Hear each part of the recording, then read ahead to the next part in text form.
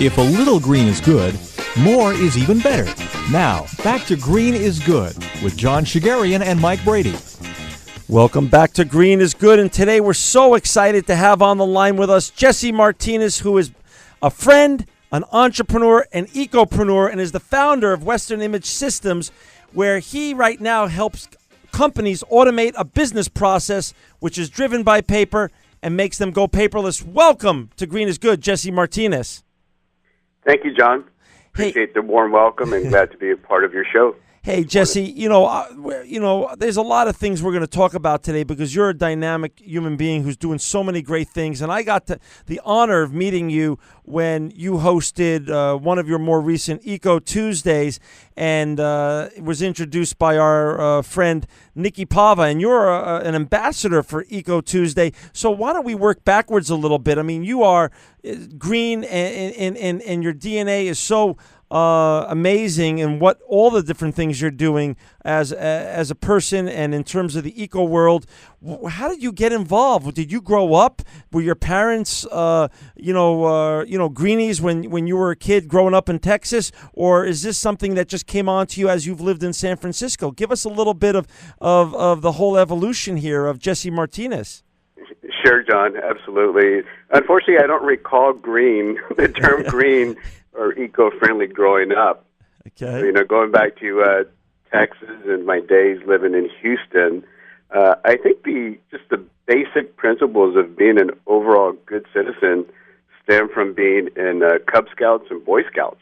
Got it. Okay. So I think, we didn't have the terms, but we were very, sensitive to, being one with nature when we did the camping trips and so forth. So I think that's where it started, and then just kind of grew from there. Not really consciously, but probably subconsciously. And the interesting thing is that I took a recycling class back when I was at Texas A&M, and that would be back in 1990, 91. Wow. So, very passionate professor, and I was very intrigued by the class and ended up taking the whole year of it. Talk about ahead of the curve. That was way before it was cool to recycle or cool to be green. That's way back when. So now you're in San Francisco, and you're not only an ecopreneur, you're involved with so many great organizations. Like I said, Eco Tuesday, which is amazing, and I'm so lucky to have met you and Nikki and your whole great organization there. But the Food Bank and the March of Dimes and Habitat for Humanity, you truly are involved with the people side of sustainability besides the green side of sustainability. Why don't you share a little bit about your evolution in San Francisco as an ecopreneur, and how did you get involved and co-found Western Image Systems, and explain that a little bit, because we have a lot of budding entrepreneurs out there or people looking to recycle their lives or their careers. We want you to share that with our listeners. Sure. And I think one of the things I want to share with everybody is that I made my way to Silicon Valley or the Bay Area in 1997 to work for a startup. And as we all know, startups require a lot of time and long hours. And one of the things that I found after startup life, which launched my career into document imaging and working for Xerox Global Services, is that I didn't have time to really give back. My time was occupied just burning the midnight night oil. Right. And once I was able to break away from corporate America, I was able to really get back into doing some of the things that I'd been wanting to do all along, and finding some of those great causes that I wanted to contribute to beforehand, but just didn't have the time. Gotcha. And then, so when did you found Western Image, and how did you come up with that concept? Yes, so Western Image Systems came about in 2008, okay. And really it started from working at Xerox Global Services and starting there in 2002, and leading the efforts in regards to helping companies find better ways of doing business. And I was very involved with the document imaging umbrella, and how do you better manage paper within an organization, and how do you store that. And that led into Icon services as well, and then finally Kofax, which is an international software company that deals with OCR, which is optical character recognition. And through that, sense of knowledge gain and working with some great customers, I found that it was time to move on and start my own consulting company and be able to leverage the experience and contacts that I had made in the industry. Gotcha. So in 2008, you started this, and how's it been going? I mean, how hard is it to sell companies on going paperless or using less paper, and how much paper is being used now that we could all learn and cut down? Well, the starting of the company came at an interesting time, which I don't think most of us realized how bad of an economic position we were going to get into by the end of 2008. And, it's been a up and down ride, but most importantly, there's a need out there for companies to really, become more efficient and more productive in how they manage their business processes. And in working with clients, one of the things is they embrace the concept and most importantly, the drive to do something, do a business process better, per se. And it just becomes a long sales process because it is a cultural change within the organization. Now, what we find is that, yes, globally, the consumption for paper is going down, but when you look around today, and you might look in some of the offices you're in today, is, there's still file cabinets, there's still files, there's still people doing records management. You still see the big Iron Mountain trucks driving around, right, as well as other similar companies. So though it is going down globally, we still have a need and requirement to having that piece of tangible paper in front of us. And one of the things is that, the paperless office was actually coined back in 1975 by Business Week. Wow. And because of the evolution of technology, we went from the typewriter to the PC to the copier to the multifunction devices. We started providing, tools to people like you and I to be more productive, but at the same time we started printing more paper, more writing samples, etc. And then with the explosion of the internet, then we all know what happened with emails. Everybody was printing their emails, and then the color printers come into play because no longer did you have to rely on just seeing something in black and white. Now you could have a pretty picture printed off your multifunction device. Well, Jesse, it's really interesting because speaking as a person that's made a living in the radio industry for 30-plus years, we have really seen technology change in the radio business as well, but from the office side of it, we used to have commercial logs that were kept on paper. Within the last year, our commercial logs are gone because we keep electronic records of everything. I remember when the paperless office and the concept of a paperless on-air studio first was brought up. We started that shift. My first taste of that was in San Diego in the late 80s, early 90s. Now here it is in the 21st century. We are virtually paperless in the studio here at Clear Channel Studios. But that is, as you mentioned, more and more people are starting to save the electronic documents, but there is still something very comforting about being able to click print and have a hard copy of specific certain documents. Yes, and kudos to Clear Channel. I mean, that's great to hear that type of technology change and drive within the organization. And there's several companies and organizations that are moving that way. It's just a large ship to try to turn at times. And once you get over the cultural change within the organization and pursuing how do we become more effective and more productive, it really becomes a political challenge as well, because now you have managers or directors or other executives per se that don't know what to do with their people, because now you're streamlining a process where before it took 10 people to key that data in manually, say off an invoice. Now you're doing it with 5. So, what other parts of the organization can you augment your teams with this additional headcount of 5?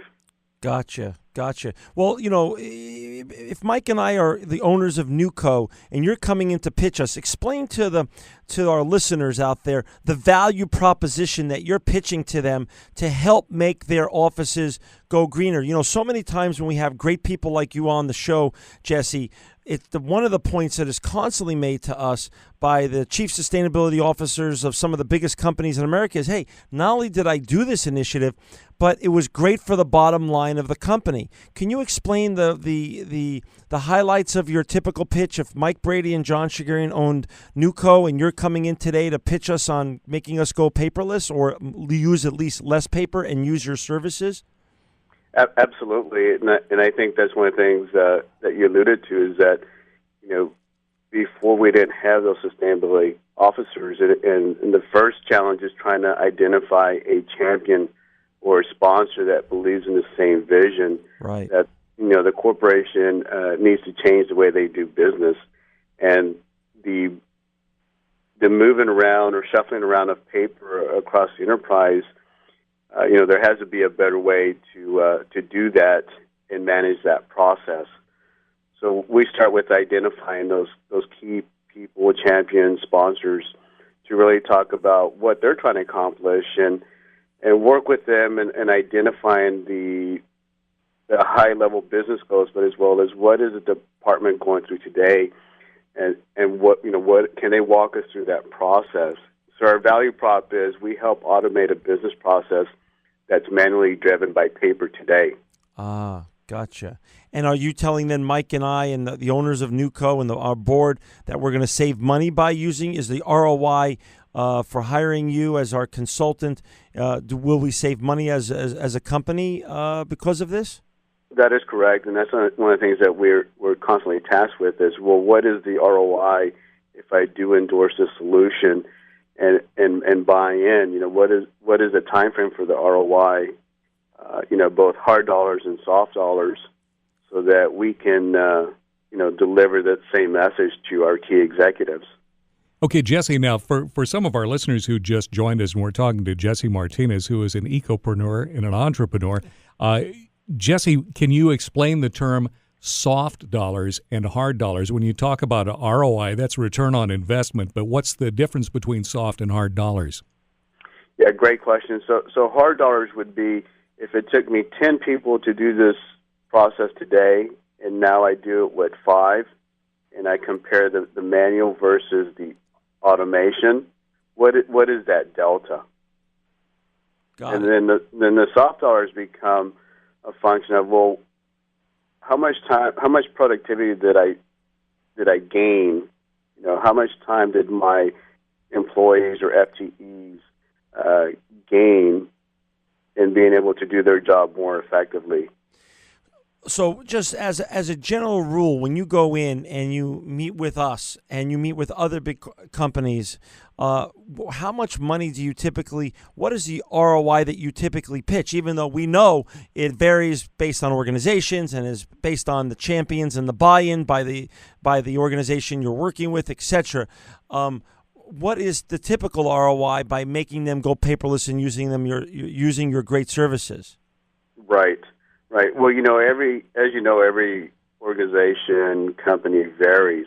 Right. But if we take an example such as accounts payable, what we look at is the metrics around what is it taken to move that invoice from the time it hits the mailroom till it gets paid. Great point. So and really where you find a lot of that labor is, okay, how many people does it take to key that data in manually off that invoice and put it into their ERP or financial system? So that's where you're seeing a significant cost savings from a labor standpoint when implementing, such automation solutions pertaining to invoice processing. Got it. So, Got it. And then talking to larger companies, say here in Silicon Valley, sure, Fortune 500, Fortune 1000, typically what they want to see is they want to see an ROI in less than a year. Really? And you're able to achieve that for them? Yes, we are. That is so great. That's very compelling. Now, if they're looking to see the ROI in less than a year, these big Fortune 500 companies, where are they expecting to see that. It probably doesn't matter, but typically, Jesse, where are you going to see that show up first, in hard or soft dollars? In hard dollars. Okay. That's great. Yeah, because that's something that you can measure. It's very measurable. Exactly. And dollars. Jesse, talk about a little bit the term of art data center, becoming more eco-friendly, and because you work with so many great companies up in the Silicon Valley and San Francisco Bay Area. What does that really mean? Data centers becoming more eco-friendly and greening the offices of those kind of companies. Well, I think one of the interesting things is that the Green Data Center has gotten a lot of media attention. Yeah. Because you're talking, a lot of servers, a lot of energy to power these data centers. So you've seen the wave of more energy efficient servers, and then how do you run them more effectively and efficiently? With a series of tools and services offered by green energy companies, and also the introduction of solar panels to help power some of these servers. And I think one of the things that gets left behind is the green office, because I know from a data center perspective, yes, that's a corporate initiative, and it's easy to understand, but what can somebody do from a personal standpoint within the organization to help them, green their office, whether if it's a single office or a department, how do you make a more conscious effort in regards to the environment? Gotcha. And did you work with other consultants in the greening of the office? Do you actually ever go in as a team and help green a company, or are you mostly working on a sole basis and then you meet the other consultants that they hire on their own? It's more on a sole basis, and then just working with the other consultants if they have some. If not, it's more of a conversation of what they can do. How can they print smarter? What are they doing for computer efficiencies? What are they doing for recycling from a paper standpoint? What are they doing, with their scanners or multifunction devices? Where are those going once they do become more efficient? Where are they being sent to? Got it. And for those of you who just tuned in, we're so happy to have on the phone with us today Jesse Martinez, who's the founder of Western Image Systems. And for those of you who want to find Jesse or connect with him, you can go to his website, www.one, as in the number one, degree.com, one-degree.com, which is his great website, and that's a way to connect with Jesse on any of the issues you're learning about today. Jesse, I met you because of Eco Tuesday. Can you talk about what you're as a green ambassador for Eco Tuesday, which is such an amazing organization? And we've had Nikki on our show. Mike and I have been so honored to have Nikki on, and you guys asked me to come on up one day and be part of one of your wonderful meetings. What has been your involvement with Eco Tuesday, and how has that helped your career and also your mentality towards the whole green revolution? Yeah, John, and thank you again for being part of our Eco Tuesday monthly meeting. It was certainly appreciated, and I know everybody had nothing but wonderful things to say. Thank you. About your passion and your drive and helping us better understand, how we contribute to this e-waste problem. Right. And again, tying into, the business process automation is, what do we do with these excess scanners or excess multifunction devices? Right. Yeah, no, I had the pleasure of meeting Nikki earlier in the year, and it was just one of the green groups that I found based here in San Francisco. And, it was one of those where, you meet somebody and you're able to connect on same drive and passion. And I found that, I wanted to be part of it and also be part of that movement in, understanding and also sharing that vision and that drive, and how do we bring more professionals that are interested in the area of sustainability together and provide an outlet as well as a vehicle for educating others that want to get involved. Gotcha. And I know you're working on a lot of things because I had the pleasure of visiting with you when I was in San Francisco. What other eco things are you working on right now, and what new business projects are you working on right now?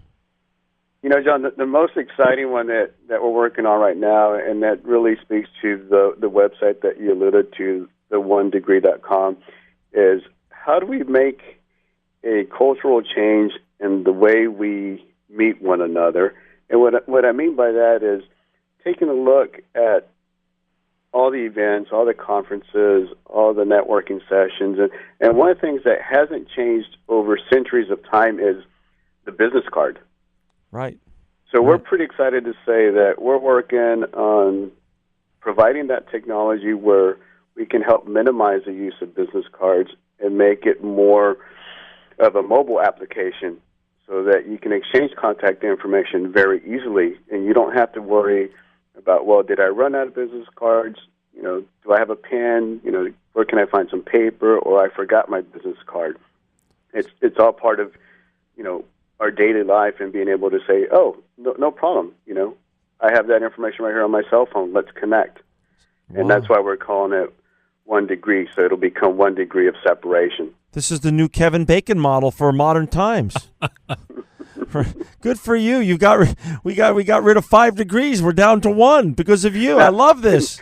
Now we're down to 1. So yeah, perfect. 6 degrees, 5 degrees. Now it's 1 degree, and being able to say, well, now we're connected, so it's really 1 degree. Mike, this is a revolution. From 6 to 1. Jesse's taking us from 6 to 1. I love this kind of mathematics. I can follow this. But this is great because this fits on everything you're doing: eco and paper and efficiency, and leveraging technology to democratize the card swapping industry. It is. I mean, we're definitely disrupting the marketplace, and it's easy to deliver the technology, say, on a smartphone. But where we're spending a lot of time is really analyzing, okay, how do we do it for those that don't have smartphones? So now we're talking about, okay, we move out of the major cities or the major technology meccas and go into an international market as well. Wonderful. How do we facilitate that process so that as a non-smartphone user, I can exchange contact information with you? So for all of our listeners out there, you've got to go to Jesse's new site also, www.1 as in the number 1-degree.com. Jesse, what is the future though? So you're doing this new business, plus also Western Image Systems, and also you're involved with Eco Tuesday and other great organizations like Connect the Dots, which for our listeners out there who want to see what you're doing with Connect the Dots, you could go to connectthedotsnetwork.org. We're down to the last 2 minutes or so. What pearls of wisdom or what advice can you share with all the other entrepreneurs, ecopreneurs, budding ecopreneurs, and students out there and other folks who want to recycle their careers? What have you learned along in your journey, and what do you want to share back with our listeners today? I think the biggest piece of advice is to find that passion that you have inside and understand what drives you. In most situations, we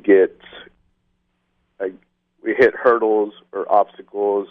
Our vision gets a little blurry at times, but it's really digging down deep inside and trying to identify, okay, what's going to get me up every morning and get me excited about what I'm doing. And I have to admit, I went through that as well. And, sometimes it takes time and sometimes it's overnight. But I think the biggest piece is that passion. And then the second piece to that is just go do it. I think as an entrepreneur in the Bay Area, Silicon Valley, is the lessons that get passed on to me is, fail really quick and learn as fast as you can, and then go back and reiterate what you're working on, because what you started on might not be what it ultimately ends up being. That is so true. The ability to not be afraid of failing and to fail quick and learn from mistakes and then just pick up and go where you're going. I think that's a brilliant point. I was recently reading a book called Startup Nation on why Israel and other countries such as Singapore and also South Korea have done so wonderfully, in innovation and entrepreneurship in the last 60 years. And it's exactly what you just said, Jesse. I think you just synthesized that book, and that is such a brilliant point that you just made. Yes, and I had the pleasure of meeting Eric Ries, who is the guy that started the whole lean startup movement here in the Bay Area, across the world. And, you can go to his website as well, the leanstartup.com. That's great. And use that as a source for information and guidance. TheLeanStartup.com. I love it. Our listeners should go there and learn some more. And Jesse, we're at the end today, but it's not the end for long, because we're going to have you back on at another time to talk about how OneDegree.com is doing and your new venture, which is also going to be working to save the planet and save paper and connect us all and make us all better connected. We just cut 5 degrees out, but I just want to say, really, Mike and I are so honored to have you on today. You're truly a visionary ecopreneur and living proof that green is good.